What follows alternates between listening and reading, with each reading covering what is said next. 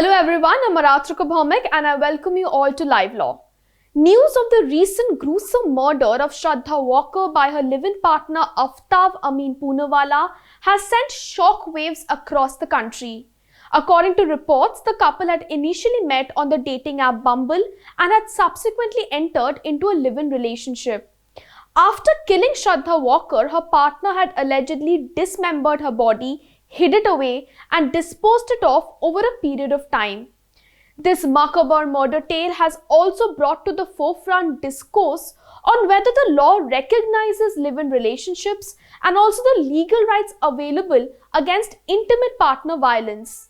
Although women in live-in relationships are often scoffed at by the society at large, how exactly do our courts perceive such relationships? Are partners in live-in relationships adequately equipped with legal remedies? We will find out answers to all these questions in this video. There is no law specifically addressing live-in relationships, but the Indian judiciary has developed jurisprudence over the years through a series of judgments. The legitimacy of live-in relationships as propounded by our courts in India can be traced back to as early as the 1970s. In the year 1978, the Supreme Court in the case of Badri Prasad versus Board of Consolidators had ruled that a presumption of marriage arises if a man and a woman have lived as husband and wife for a long period of time. In 2006, the Supreme Court in the case of Lata Singh versus State of UP ruled that two persons of opposite sex living together is not illegal. Similarly, in 2010, the Supreme Court in the case of S. Khushbu versus Kanyamal and another reiterated that a live-in relationship between two consenting adults of heterogenic sex does not amount to any offense, with the obvious exemption of adultery, even though it may be perceived as immoral. The adultery exception is also now invalid pursuant to Supreme Court's landmark judgment in the case of Joseph Shine versus Union of India in 2018, which decriminalized adultery.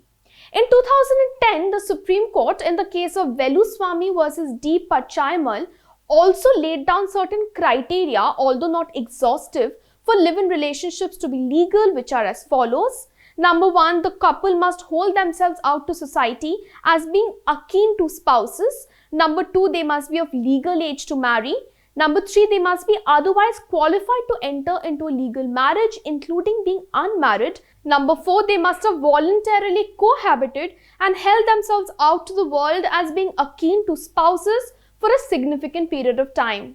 Significantly, the 2005 legislation, that is the Protection of Women from Domestic Violence, that is the PWDV Act, recognizes live-in relationships within its ambit. In the year 2013, the Supreme Court in the case of Indra Sarma versus VKV Sarma ruled that women are protected under the Protection of Women from Domestic Violence Act of 2005 as live-in relationships fall under Section 2 subsection F of the legislation, which defines what a domestic relationship is. It defines domestic relationship as relationship between two persons who live or have at any point of time lived together in a shared household when they are related by consanguinity, marriage, or through a relationship in the nature of marriage, adoption, or are family members living together as a joint family. The Supreme Court held that live-in relationships fall under a relationship in the nature of marriage mentioned in this particular subsection. In fact, in Indra Sarma, the Supreme Court also framed guidelines for live-in relationships under the Domestic Violence Act. Guidelines, although not exhaustive, included various factors such as the duration of relationship, shared household, sexual relationship, and pooling of resources, etc. Pertinently, the Supreme Court of India also underscored in Indra Sarma, and I quote here, live-in or marriage-like relationship is neither a crime nor a sin, though socially unacceptable in this country. The decision to marry or not to marry or to have a heterosexual relationship is intensely personal. Thus, live-in relationships hold legitimacy under the Protection of Women from Domestic Violence Act, and such persons are entitled to protection from domestic violence under this legislation. Significantly, women are also eligible for alimonies in live-in relationships, according to the 2016 Punjab and Haryana High Court judgment in Ajay Bhardwaj versus Jyotswana case. Interestingly, contrary to popular belief, matrimony is not a safeguard against abuse or violence either.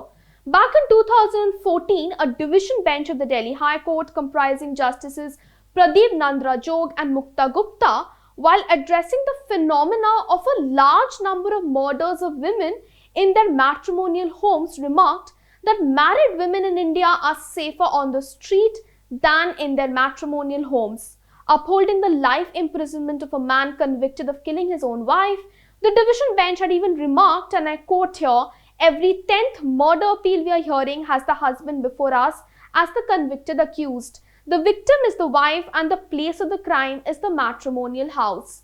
Furthermore, in a remarkably progressive move, a bench led by Chief Justice D.Y. Chandrachud, in its recent landmark ruling in the case of X versus Principal Secretary, Health and Family Welfare Department, Government of NCT of Delhi, recognized the grim reality of intimate partner violence while underscoring the need for rape to also include marital rape for the purpose of the Medical Termination of Pregnancy Act and rules. Echoing the traumatic lived experiences of hundreds of women, the verdict acknowledged, and I quote here, "We would be remiss in not recognizing that intimate partner violence is the reality and can take the form of rape. The misconception that strangers are exclusively or almost exclusively responsible for sex and gender-based violence is a deeply regrettable one. Sex and gender-based violence, in all its form in the context of the family, have long formed a part of the lived experiences of women.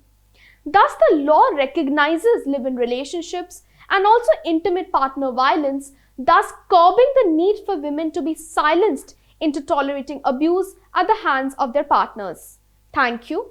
Keep watching LiveLaw for more such updates.